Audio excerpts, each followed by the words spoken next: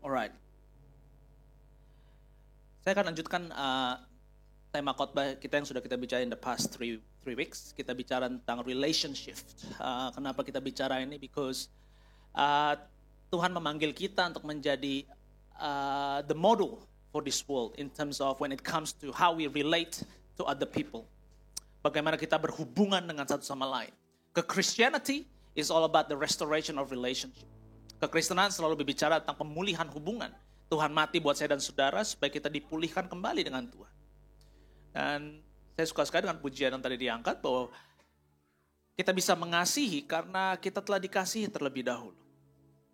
Amen. Kita bisa mengampuni karena kita telah diampuni terlebih dahulu in the first place. Dan the world is longing for the real life models. Bagaimana when it comes to relate to other people. And I believe that Christians, it is the calling for all Christians to live that. Di dalam dunia, mata ganti mata adalah sebuah praktis yang normal. Anda dicongkel matanya, Anda congkel kembali mata orang lain. That's the how hukum rimba dalam hidup di dunia ini seperti begitu. Tetapi I think the world is longing for the models, the real life models, di mana saat dikatakan Anda ditampar satu pipi, Anda berikan pipi yang lain. Di saat Anda ditreat secara tidak adil, Anda bisa mengasihi dengan kasih tanpa syarat. And that's what we are called for. Itulah panggilan kita sebagai orang Kristen. Nah, hari ini saya mau ajak saudara untuk buka Matius pasal 7 ayat 12. Matius 7 ayat 12. Kita baca sama-sama ya saudara. 1, 2, 3. So in everything, do to others what you would have them do to you. For this sums up the law and the prophets. Apapun yang engkau ingin orang lain lakukan kepadamu, lakukanlah kepada mereka. Hukum ini sering disebut dengan istilah the golden rule.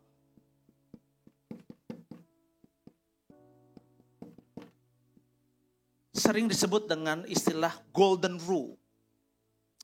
Dan yang menarik buat saya adalah dikatakan begini, in everything do to others what you would have them do to you, for this sums up. Ini merangkum. Jadi kalau bisa the law and the prophets, hukum Musa, hukum Taurat, seluruhnya di sums up, di esensi dari semua itu dikatakan ini firman Tuhan, ajarkan. Dan I don't know about you, tapi saat saya baca ini, for this sums up the law and the prophets. Ini mengingatkan saya kembali kepada the great commandment. Kalau Anda ingat, kasihilah Tuhan Allahmu dengan segenap hati dan sebagainya.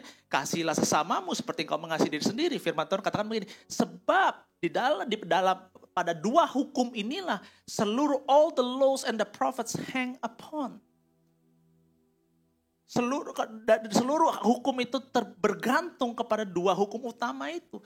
Jadi sebetulnya kalau mau saya bilang, this golden rule, aturan ini, in everything do to others what you would have them do to you, itu adalah is a practical principle of the great commandment. Saat kita bicara hukum terutama, kasihilah Tuhan, kasihilah sesamamu, prinsip praktis dari hukum yang terutama itu adalah ini. Do to others what you would have them do to you. Apa yang kau ingin orang lain lakukan padamu, kau lakukan kepada mereka. Nah, saudara, saya tidak tahu dengan saudara bahwa mungkin Anda datang dari latar belakang agama berbeda. Statement ini sering muncul di agama yang lain juga. Confucius pernah mengucapkan something similar. Apa yang kau tidak mau orang lain lakukan kepadamu, jangan kau lakukan. Tetapi saya mau ajar buat saudara hari ini, apa yang membedakan the golden rule yang Tuhan ajarkan buat saya dan saudara. Yang kita harus perhatikan adalah begini. The golden rule adalah, it is not a negative command. Ini bukan perintah yang negatif. Dalam arti negatif apa istilahnya? Kalau you gak mau orang lakukan sesuatu kepadamu, jangan you lakukan. Kalau kamu gak mau orang jahatin kamu jangan jahat sama orang. Kalau kamu gak mau orang fitnah kamu, jangan kamu fitnah orang lain. It is not the negative command. It is not a a neutral comment either. Dalam arti begini, ada orang punya prinsip dalam hidup, saya nggak ganggu lu jangan ganggu gua. Pernah dengar prinsip seperti begitu? Udah deh, makanya kalau dalam berkomunitas, ayo dong ikut komsel gereja. Nggak mau, saya mau beribadah di rumah aja karena saya dengan Tuhan saja. Kenapa? Karena kalau di gereja saya gesek orang lain gesek saya. Saya tubruk orang lain tubruk saya. Mendingan saya nggak ikut campur. Kalau saya nggak ikut campur, saya aman-aman saja. Dunia mungkin menggambarkan seperti begitu. Ya udah, lu jangan kepoin orang lain, jadi orang lain gak usah kepoin lu. Udah bersembunyi aja di dalam gua pribadimu. Gak usah berurusan dengan orang lain. And that's not what Jesus is teaching us. Yang Tuhan Yesus ajarkan adalah, it is not about don't do, tetapi ya Tuhan bilang ini, do to others. Lakukan, kerjakan kepada orang lain apa yang engkau ingin orang lain kerjakan kepadamu. Dengan kata lain, it requires proactivity. Anda dituntut menjadi proaktif, melakukan sesuatu tindakan, do to others. Lakukan sesuatu kepada orang lain. Nah, ada 3 aspek dari the golden rule. Anda yang sudah download app, please open the sermon notes. Saya sudah tuliskan outline-nya di sana. The golden rule ada 3 aspek di sini. Yang pertama adalah it starts with the desire. Katakan sama saya, desire. Perhatikan, boleh buka ayatnya kembali. So, in everything, do to others what you would have them do to you. Dalam kata Yunaninya telo. Dengan kata lain, do to others what you intend, what you desire, what you wish, what you love them do to you. Lakukan apa yang kau ingin mereka lakukan. Jadi ini the starting point adalah apa yang kau ingin mereka lakukan. Dan bahkan dikatakan in everything. Kata everything, hosos, whatever. Tidak terbatas. Jadi kata-kata apapun yang kau ingin orang lain lakukan. Kembali lagi kepada keinginanmu. Kita mulai dari situ. Apa yang kita ingin orang lain lakukan kepada kita? And the good news adalah tidak ada orang di dunia ini yang menginginkan sesuatu dari orang lain yang unpleasant. Kita tidak ada punya keinginan itu, oh saya mau Fagus besok jahatin saya. Nggak ada. Nggak mungkin. Saya mau Evan besok lukai saya dengan kata-katanya. Ayo lukain saya. Nggak ada. Semua orang yang right-minded, ya, yang berpikir rasional, logis, pasti menginginkan orang lain berbuat sesuatu yang pleasant to him or her. Oh saya mau Stefanus caring sama saya. Oh saya mau Evan bisa sayang sama saya. Semua kita pingin, keinginan kita terhadap orang lain, kita pingin orang lain do the nice things to us. Right? So it starts with the desire. Then the next component di sini adalah is about doing. So okay, you want, this is what you desire, you want other people do nice things to you. Dan firman Tuhan ajarkan begini, then do. Kerjakanlah hal yang Anda inginkan itu, kerjakanlah terlebih dahulu terhadap orang tersebut. So, komponen kedua ini is about the action to extend everything that you desire to that person in the first place.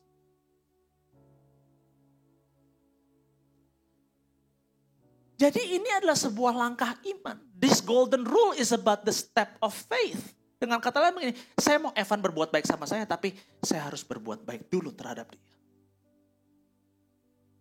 That's a step of faith. Sebuah langkah iman, sekalipun nanti Evan mau balas seperti gimana, urusan belakang. You do to others, you extend it first. Jadi it is a step of faith untuk Anda to learn to give before you demand. Untuk Anda tunjukkan dulu, oh kamu mengekspek orang itu untuk bisa menolong kamu di saat kamu membutuhkan. Tunjukin dulu modelnya bagaimana Pak. Tunjukin dulu saat dia membutuhkan, saya tunjukin, saya menolong dia. So it is a step of faith for us to give, to lead, and to model what needs to be done before you demand someone to do it for you or to you. Dunia ini kan seringkali berbeda. Saya mau orang mengerti saya dong, Pak. Tapi dia disuruh mengerti orang lain, tidak mau. Kok gereja gak peduli sama saya? Ya, you peduli gak sama gereja? Rekan komsel saya gak ingat kalau saya ulang tahun. Nah, lu ingat gak orang lain ulang tahun sama you? Anak komsel saya gak peduli sama saya. You peduli sama anak komselmu? Kita seringkali begitu. You demand. And then kalau kita gak bisa mengikuti ini, maka hidup kita akan penuh dengan komplain. Because life will seem so miserable to you. Anda akan complain about every single thing that happens. So the second component is about you doing the series of actions. Actions untuk Anda menunjukkan dan menghidupi terlebih dahulu. Praktekkan. Sebelum Anda menuntut, extended. Sebelum Anda menuntut, lepaskan terlebih dahulu. That's what the golden rule is all about. Dan yang terakhir adalah, yang saya sebut ini adalah you receive. Anda menerima. Dengan kata dikatakan, whatever in everything, do to others what you would have them do to you. Hukum ini sebenarnya mengajar bahwa misalnya you have to then you wait to receive the outcome. Sebenarnya kalau hukum ini terjadi secara ideal, Anda ingin orang mengasihi Anda. Anda mengasihi mereka terlebih dahulu. The natural outcome should be that person will love you back. Yang kita belajar di sini adalah the outcome is guaranteed. Hasil responnya pasti terjamin. Tapi model responnya seperti bagaimana kita tidak bisa dikte. Saya akan jelaskan buat saudara. Bahwa istilahnya kita berpikir, dan di sini sebenarnya Tuhan sedang memurnikan kita. Anda saat Anda mengasihi orang, apakah motivasimu tulus? Atau sebenarnya you only focus on yourself so that, I want you to love me back. Seringkali kita menolong orang itu supaya, ya gue jaga-jaga deh, jangan-jangan nanti pas gue sakit, biar ada orang lain tolong gue. Sebetulnya hukum ini sedang mengajar kita, you do all this, then this outcome, you just need to wait and see what happens. Saya akan bukakan buat saudara. Kita buka di ayat sebelumnya. Perhatikan ini. Ayat ini berkata, let's move to ayat 12 dulu. So, in everything. Kata so di sana. Jadi, kata so di sana itu sebuah penyambung. Jadi kita harus membaca ayat ini dalam konteks Tuhan sedang bicara apa di sebelumnya. Nah, kita buka ayat kita loncat ke ayat 7. Perhatikan ini. Kita baca sama-sama ya saudara, 7 sampai 11. Pria baca yang ke-7, wanita 8 silih berganti. 1, 2, 3. Ask and it will be given to you. Wanita 8.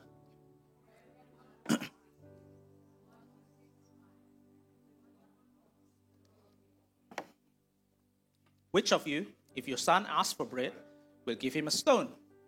10. That's 11. If you then, though you are evil, know how to give good gifts to your children, how much more will your Father in heaven give good gifts to those who ask him? Jadi ayat yang tadi, dan dari situ dilanjutkan. So, in everything, do to others, bla bla bla. Jadi this golden rule ini, kalau Anda baca ayat sebelumnya, ini bicara tentang ayat yang seringkali kita quote sebagai ayat doa. Mintalah, maka akan diberikan. Yes. Ketuklah, pintu akan dibukakan. Carilah, maka Anda mendapatkan. Masa Anda minta roti, Tuhan kasih ular? Tuhan kasih batu? Anda minta ikan, Tuhan kasih ular? Jadi kita harus memperhatikan konteks ayat ini. Nah, ayat ini berbicara tentang apa sih? The common interpretation of dari ayat ke-7 tadi adalah yang pertama bahwa God is a good father. Tuhan adalah Tuhan yang baik. Dalam arti dia adalah Tuhan yang memberi. God is the good father who gives, who makes himself available. Dia memberikan dirinya tersedia buat Anda. Anda ketuk, dia ada di sana. Jadi itu menggambarkan bahwa God is the good father who gives, who makes himself found and available. Anda cari dia, dia ada di sana. Ayat ini berbicara tentang bahwa God as a good father, he knows well how to give good gifts to the children. Dia adalah Allah yang tahu memberikan pemberian yang baik buat anak-anak. Jadi dia bukan tipe Bapak yang kasih segalanya yang Anda minta. He is the God who gives good gifts. Pemberian yang baik. Sesuai kacamata Tuhan. Dan oleh sebab itu, maka di ayat yang ke-12 tadi dikatakan, so in everything do to others. Dengan kata ayat itu sedang berbicara begini, because you have been given so much.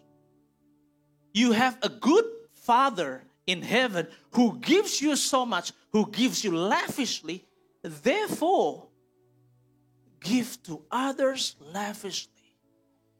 Tuhan sudah mengampunimu luar biasa, oleh sebab itu ampunilah orang lain dengan luar biasa. Karena Tuhan sudah mencintaimu luar biasa, cintailah orang lain dengan luar biasa tanpa syarat. That's the first interpretation. Because God has given you so much, God has loved you as the good father, therefore extend that kindness, that love, that grace, that forgiveness to others as much as possible. Jadi kalau hari ini tuh kita seringkali bilang, enggak, saya nggak bisa mengasihi orang lain. Nggak bisa saya mengampuni itu, orang-orang itu jahat sekali sama saya. Berarti Anda belum mengecap penuh kebaikan Tuhan dalam hidupmu. Kalau Anda sudah bisa mengecap penuh kebaikan Tuhan dan kasih Tuhan buatmu, Anda pasti bisa melepaskan kasih dan pengampunan buat orang sekeliling.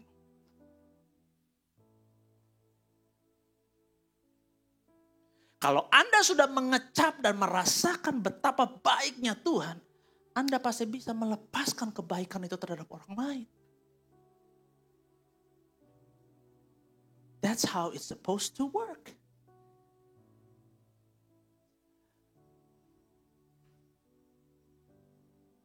Ingat perumpamaan orang yang telah mempunyai hutang begitu banyak.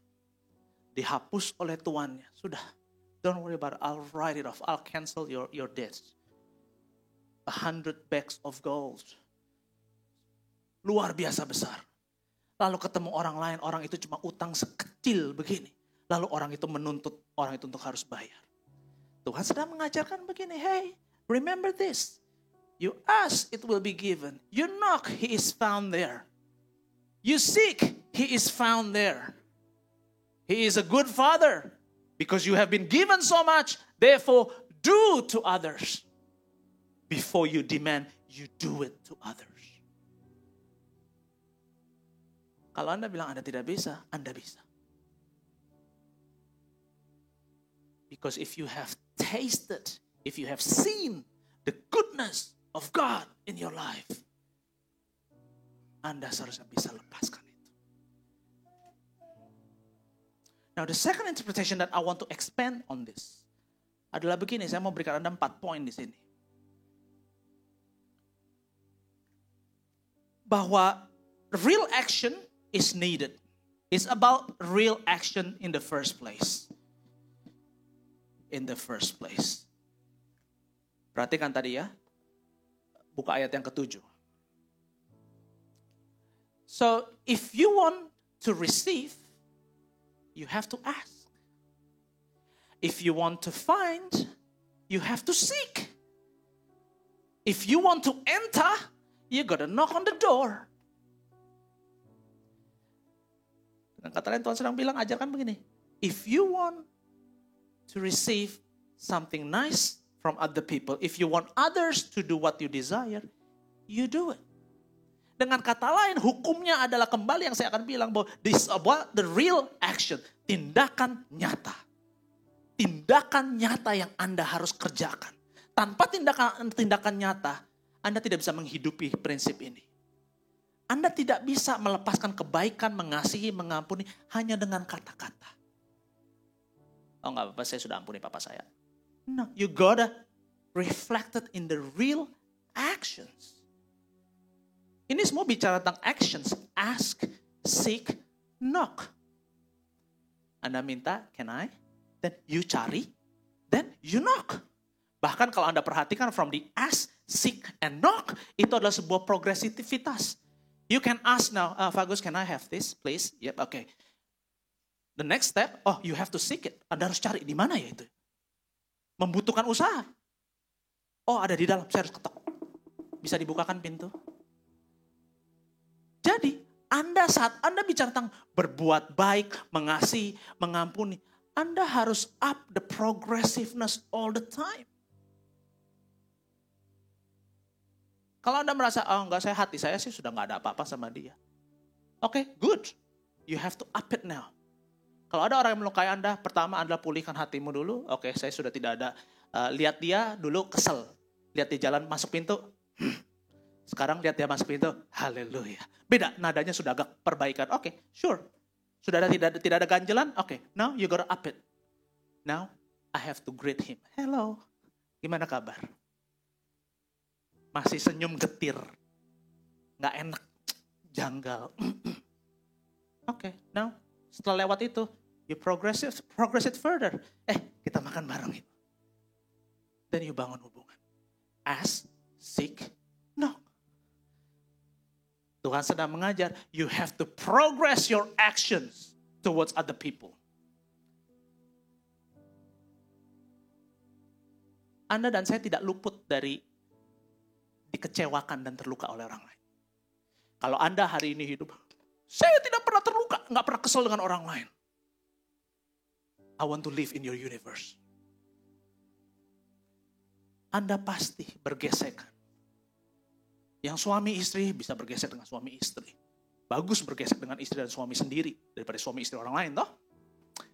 Anda housemate, Anda bergesek sama housemate Anda. Rese nggak cuci rice cooker. Buang sampah nggak. Kenapa dia buang sampah gue nggak dibuang sekalian? Kan begitu. Ini flatmateku cat rambut terus. Kita bisa bergesekan. Kita selalu hidup tidak akan terluput. Bukan Anda, Ibu. Bukan Anda. Tidak ada apa-apa dengan cat rambut. It's okay.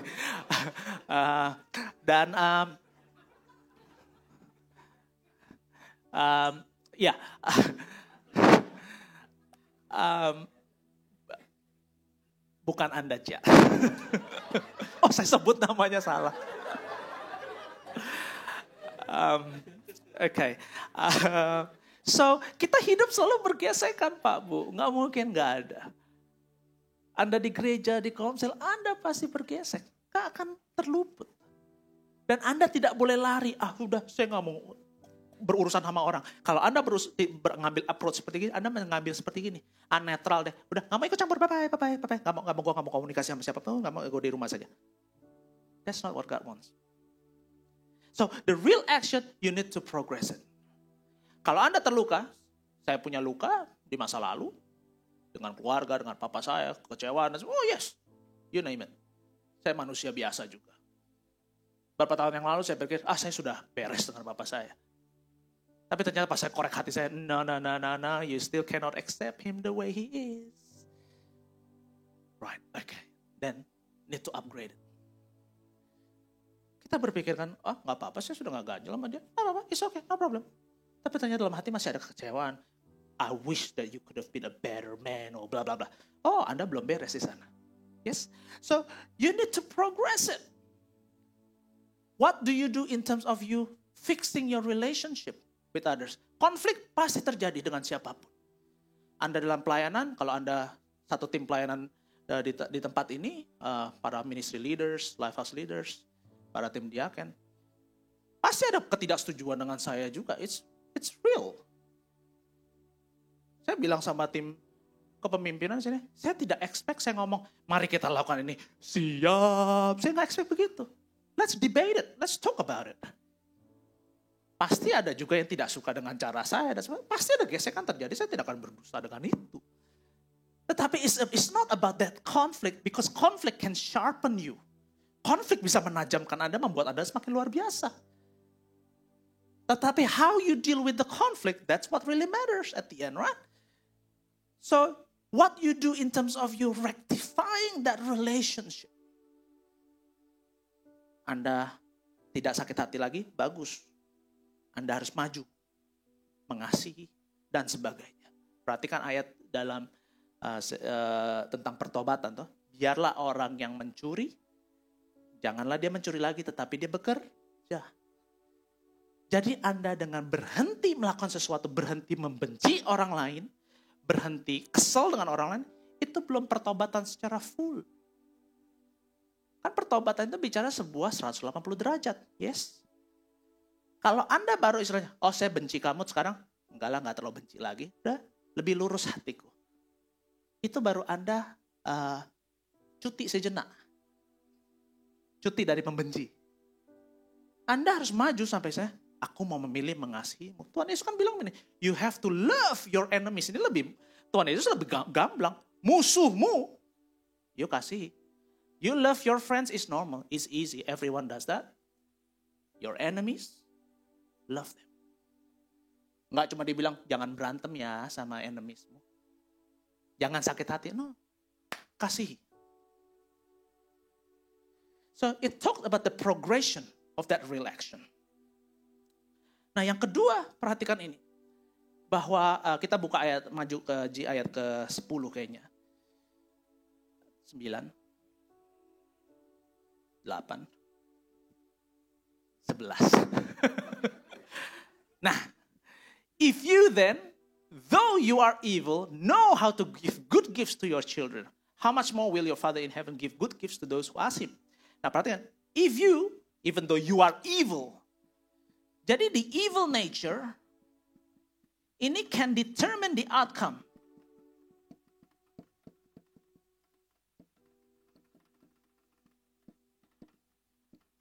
Perhatikan ya, idealnya dan logikanya, kalau Anda berbuat baik terhadap orang lain, Anda lakukan terlebih dahulu, bagus.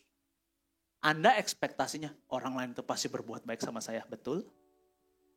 Betul. Tetapi Alkitab cerdas dengan dia bilang, if you, Tuhan sedang menyindir orang Farisi ini. Kalau kalian orang Farisi ini, sekalipun you evil, Anda berdosa, Anda jahat hatimu, tahu memberikan pemberian yang baik. Nah kalian itu kita harus bilang begini, ada evil nature dalam hidup manusia, hati manusia, yang akan menentukan outcome ini. Dengan kata lain begini, a pleasant outcome yang Anda harapkan setelah Anda melakukan ini dua, the pleasant outcome may not be guaranteed. Alkitab gamblang. Anda menolong orang lain, Anda berharap kalau Anda susah orang itu akan nolong Anda. Ekspektasi Anda begitu. Belum tentu. Because there is an evil nature even though you are evil. Jadi the golden rule diberikan ini bukan sebagai a magic formula for you to dictate someone's behavior. Karena kalau enggak, kita akan menggunakan aturan ini untuk memanipulasi behavior orang terhadap kita. Kita sangat bisa loh. Kita tolong deh itu orang. Supaya kalau gue susah itu orang harus. Seperti Anda tulis surat piutang. Saya baik sama Meta, nanti kalau saya susah, Met, gue harap lu balik sama gue. Gue dulu tolong lu. Yes. Kalau kita sudah punya seperti begitu, kita sudah jahat. Dan itu, that's not what this golden rule is all about. Karena ada that evil nature in man yang sangat membuka kemungkinan Anda lakukan sesuatu yang baik terhadap orang lain itu jahat sama saudara. Dan kalau itu terjadi, jangan komplain dengan Tuhan.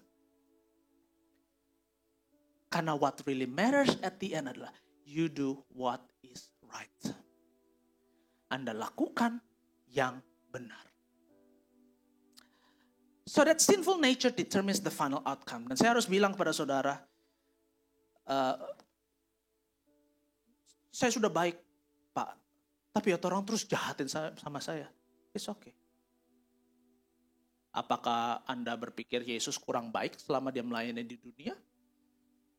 Anda bisa bayangkan Yesus itu masuk ke Yerusalem, dielu-elukan sama orang kota itu.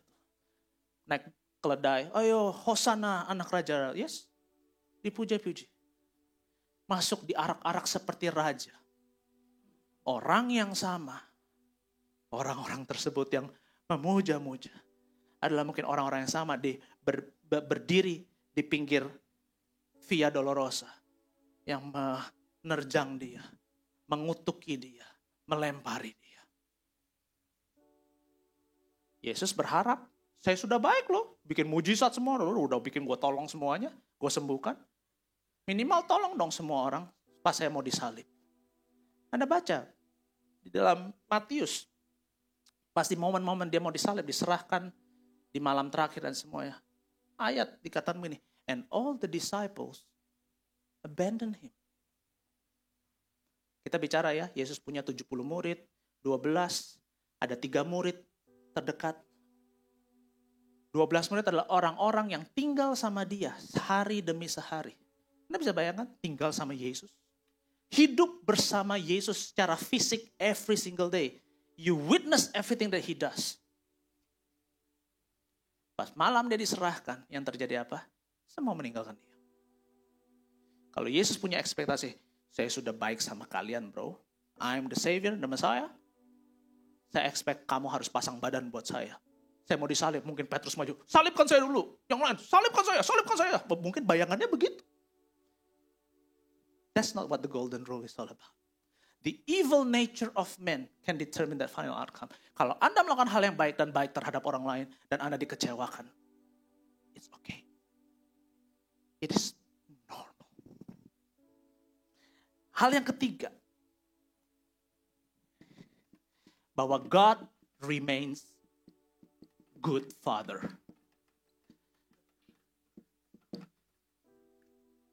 Dikatakan bahwa how much more will your father in heaven. Dengan katanya begini, yang kita harus ingat, sekalipun Anda tidak dapatkan hasil yang Anda harapkan dari orang lain, it does not change the fact that God is a good father. Kebaikan Tuhan tidak ditentukan dari apa yang orang lain buat kepada saya dan saudara. Kita seringkali begitu picik dengan Tuhan. Mengukur kebaikan Tuhan dengan apa yang orang lain kerjakan pada kita. Orang lain melukai kita, wahai Tuhan, Tuhan kenapa? Kenapa dia ituin saya? Lalu kita tendensi menyalahkan Tuhan for everything that happens in life. Saudara, orang bisa kecewakan Anda. Orang bisa khianati Anda. Orang bisa tusuk Anda. Orang bisa tidak hargai Anda. Sekalipun Anda telah menghargai dia, orang tersebut terlebih dahulu. Tapi it does not change the fact that he is good. Perhatikan ayat yang 10. Coba kita baca ayat 10.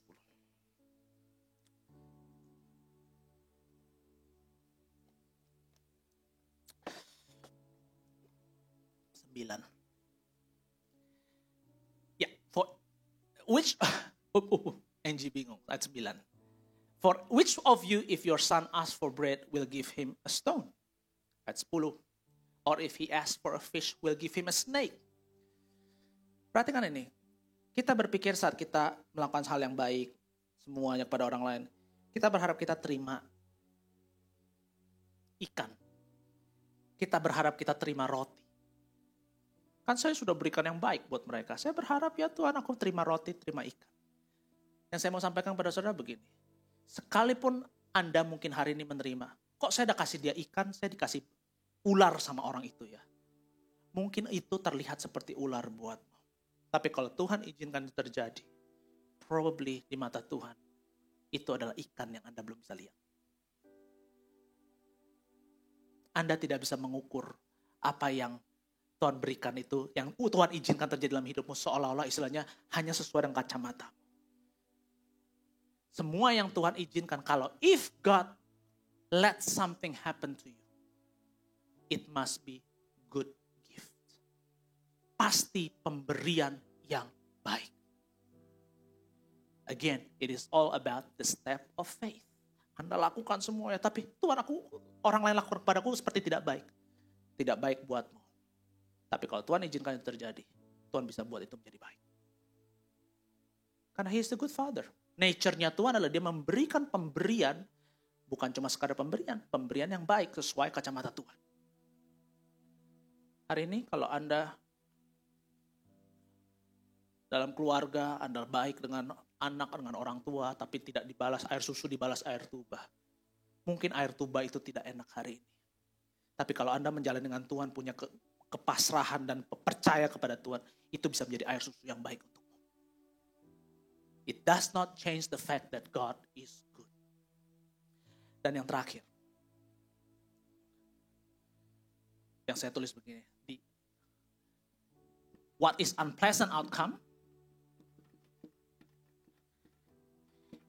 itu doesn't really mean that you have to stop doing what is good.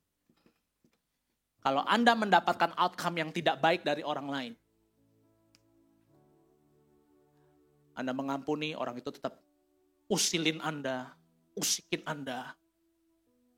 Jangan berarti bilang, tuh kan gue udah baik sama dia, dia begini kurang ajar tuh. Udahlah, gak usah. Sudah pintu tertutup. Bukan begitu. Bukan begitu. Itu dunia bermain seperti begitu. Evan ada salah sama saya. Lalu habis itu saya baik sama Evan. Udah Evan, aku ampuni kamu. Harapan kita, terjadi rekonsiliasi yang manis. Evan jadi hopeng. Ternyata Evan usikin gue lagi terus-terusan. Dengan kayak gitu, bukan berarti kita bilang, udah Evan, gue udah berikan kesempatan, reset, udah bye-bye. Kebaskan debu. No, doesn't mean like that. So when something unpleasant happens to you, even though you have done something right, it is not a license for you to stop doing what is good. You have to keep doing it. The golden rule, keep doing it. Apapun yang kau ingin orang lain lakukan, lakukan. Do what is right. Selalu do what is right. Dan saudara percayalah, kalau kita bisa expert dengan hal ini, tidak ada konflik dan keributan sakit hati yang terlalu dalam dan besar yang bisa mengoyakkan hidupmu dan hubungan. Dan kita bisa lakukan itu karena Yesus sudah berikan itu buat saya dan saudara. So hari ini, kita bicara banyak berapa minggu terakhir tentang bagaimana kita relate with other people. It counts to your faith. Tuhan perhitungkan bagaimana kita hidup bersama dengan orang lain. Dan saya mau sampaikan kepada saudara begini. Hidup terlalu pendek untuk kau hidupi dengan sakit hati, kepahitan, keributan. We are called to be peacemakers. Firman Tuhan ajarkan Sermon of the Mount. Blessed are those who make peace. Diberkatilah mereka yang membawa damai. Jadi saudara, ada konflik di sana sini. It's all down to you in terms of how you can deal with it. Jadilah pembawa damai sejahtera. Saya berikan ilustrasi, bukan ilustrasi, ini kejadian nyata. Sebuah organisasi penuh keributan. Ribut sana, ribut sini. Orang-orang yang ribut sana, ribut sini. Semuanya, menuntut hak dan sebagainya. Beberapa orang. Ribut. Sampai akhirnya konflik itu sudah menjadi besar. Pas masa di COVID, semua orang yang ribut-ribut itu semua. Yang saling menuntut, saling menusuk, saling menohok semuanya itu. Semua dipanggil Tuhan hanya karena COVID. Now, if you think about it for a second. Anda ribut, sakit hati dan semua gini. Terus tiba-tiba Tuhan bilang, game, pulang. Anda bisa bayangkan kita sampai ke surga ya? Kalau sampai ke surga ya. Kalau kita sampai berjumpa begitu di atas. Lalu kita ketemuannya, elu. Oh iya ya. Terus habis itu misalnya kalau kita semua masuk ke neraka karena semua sakit hati yang kita bangun dan semuanya. Kita bisa berpikir misalnya, konyol banget. What have we been doing? It's not worth. Tuhan ajarkan kalau Anda datang ke bait Allah, mau memberikan ini, tapi you punya ganjalan, you tinggalkan semua yang you bawa ke Tuhan, you bereskan dulu dengan orang. That's how God places importance in terms of how you can be at peace with other people. Jangan pikir kita kekristenan itu hanya kita dengan Tuhan. No. The manifest of you loving God is how you love people. The manifest of you how you be at peace with God is also manifested in how you be at peace with other people. So, hari ini kalau kita masih ada ganjalan, masih ada keributan yang kita ini, put it down. Put it down. Karena apa? Dia good father, dia sudah berikan kita luar biasa. Now it's time for us to extend that goodness. Semakin semangat, semakin kita bertambah umur, seharusnya kita semakin giat dalam mengasihi, semakin luwes dalam kita mengampuni, semakin kita pintar dalam hal kita bisa mengasihi, melayani sesama.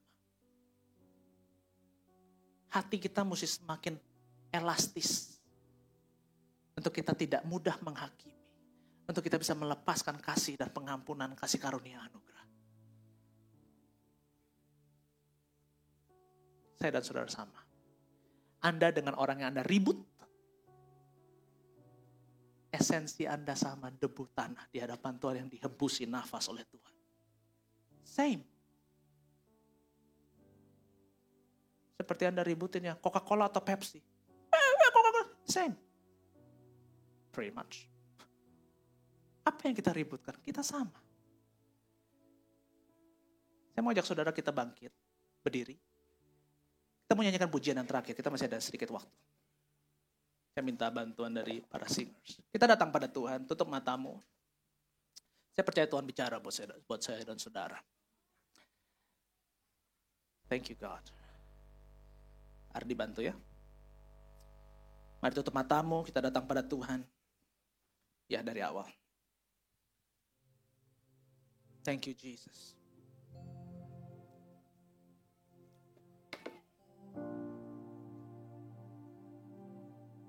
Suatu saat nanti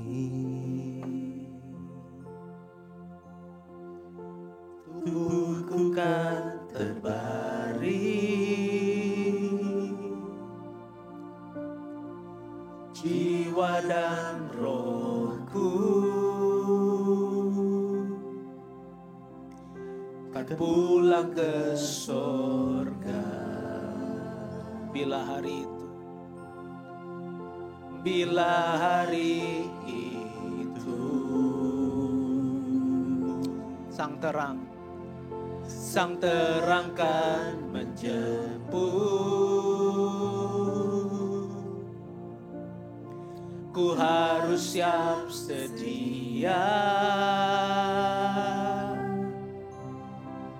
berjumpa sang pencipta.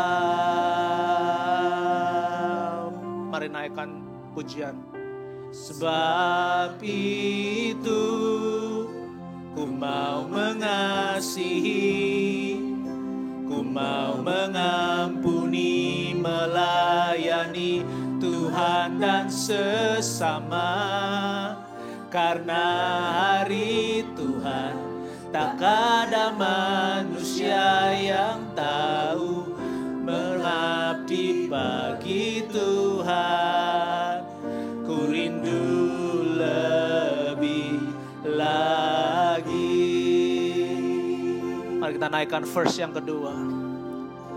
Bila hari itu Kami nantikan Engkau Tuhan.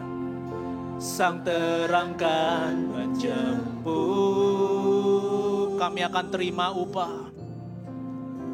ku kan terima upah Buat semua yang kami buat,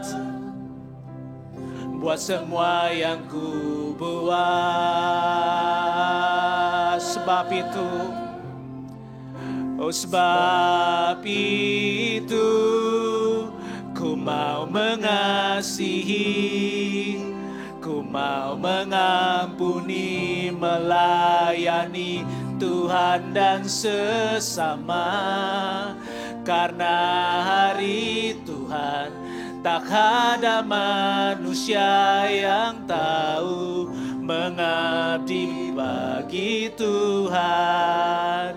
Ku rindu sebab itu ku mau mengasihi, mengampuni, ku mau mengampuni, melayani Tuhan dan sesama. Karena hari Tuhan tak ada manusia yang mengabdi bagimu, mengabdi bagi Tuhan. Ku rindu sebab itu ku mau mengasihi, oh yes, ku mau mengampuni, melayani Tuhan dan sesama. Karena hari Tuhan tak ada manusia yang tahu mengabdi bagi Tuhan. Ku rindu lebih lagi. Thank you Jesus. Terima kasih buat kebenaran firman-Mu. Ajar kami untuk kami bisa melakukan, do to others what we would have them to do to us. Kami mau melakukan hal yang baik, Tuhan. Want to learn to love people more, to forgive people more, to accept people more, to serve people more. Because we know that we have been loved so much in the first place by God the Father in heaven. Because we know that we have been forgiven so much so that we can forgive other people who wrong against us. Because we know that we have been served in the first place so that we can serve other people. Thank you Jesus.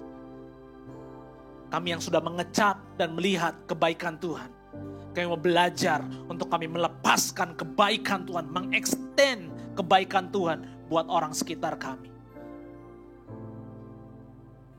Hamba berdoa, jadikan siap daripada kami Tuhan, the peacemaker, pembawa damai, dimanapun kami berada. Kalau kami hari ini Tuhan, ada dalam posisi di mana mungkin ada konflik yang tidak terbereskan, ada luka yang tidak terpulihkan. Tuhan, kami berdoa, Roh Kudus yang lembut. Kami tahu Engkau telah memberikan kami kemampuan. You have given us the power, ability for us to forgive, to be gracious to other people. Thank you, Father. I pray, Holy Spirit, lead us through melalui apa yang telah kami dengar pada siang hari ini, Tuhan. Ada real steps that we are undertaking, each of us, Tuhan, untuk kami bisa memprogress, membuat kami, Tuhan, bisa melakukan hal yang baik, yang benar kepada orang-orang sekeliling kami. Thank you, Father. Thank you so much. Menyatakan kebenaran firman-Mu, hamba bersyukur buat kasih kebaikan-Mu. Demi nama Tuhan Yesus, kami telah berdoa dan mengucap syukur. Sama-sama kita katakan, amin. Yang diberkati berikan tepuk tangan paling meriah. Silakan duduk kembali Bapak Ibu Saudara, puji Tuhan. Saya persilakan yang announcement.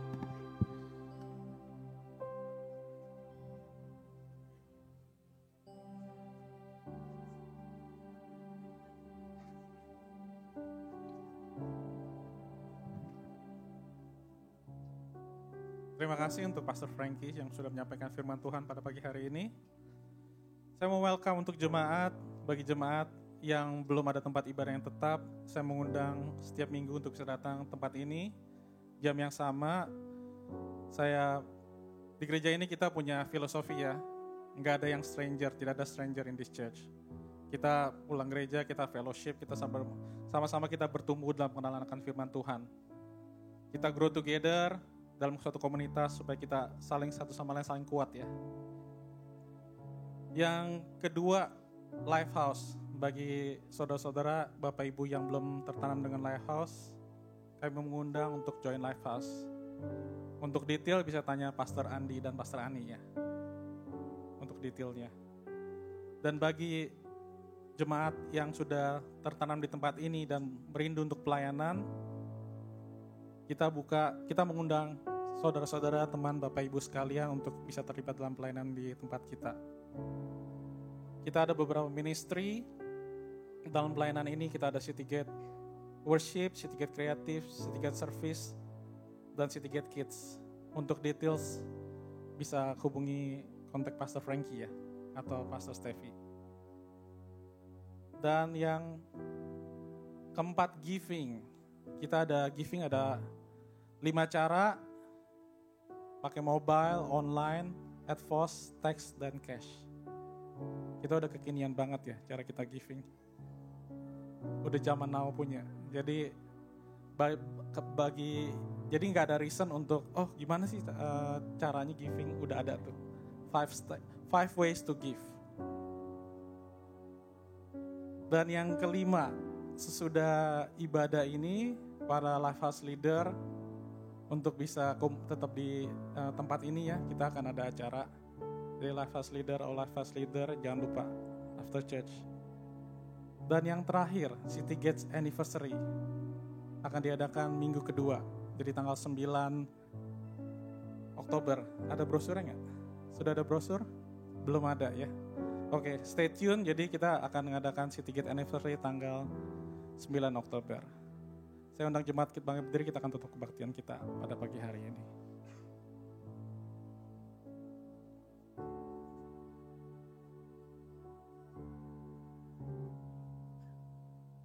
Tuhan, terima kasih Tuhan untuk kebenaran firman-Mu Tuhan.